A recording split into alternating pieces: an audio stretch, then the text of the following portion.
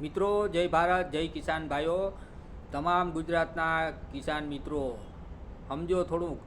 આપણે કોઈ પણ નેતા મત લેવા આવે ત્યારે કહે છે અમે આમ કરશું તેમ કરશું.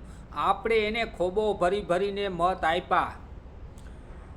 ટોટલ પબ્લિક ગામડું કે સિટી ખોબો ભરી ભરીને મત આપ્યા. એની ચપટી ભરીને ગામડામાં કોઈ પણ વસ્તુનો ફાયદો આપણે થયો નથી. આપણે જોઈ જઈએ, જનતા બધી જોઈએ જ છે કેટલો ફાયદો થાય છે. રૂપિયો લઈ જાય તો પાવલી પાછી આપણે મળતી નથી મિત્રો.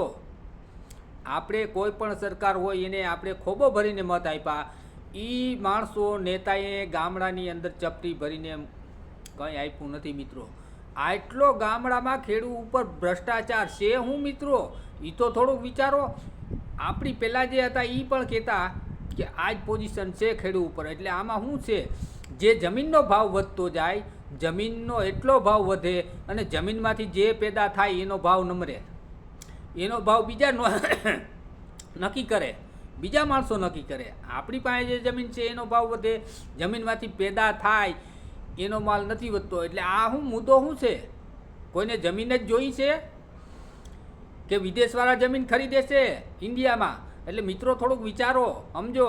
ગુજરાતના તમામ કિસાન ભાઈઓ થોડુંક વિચારો. આ મુદ્દો શું છે કે જમીનનો ભાવ વધી જાય અને જમીનમાં જે પેદા થાય એનો ભાવ નથી વધતો.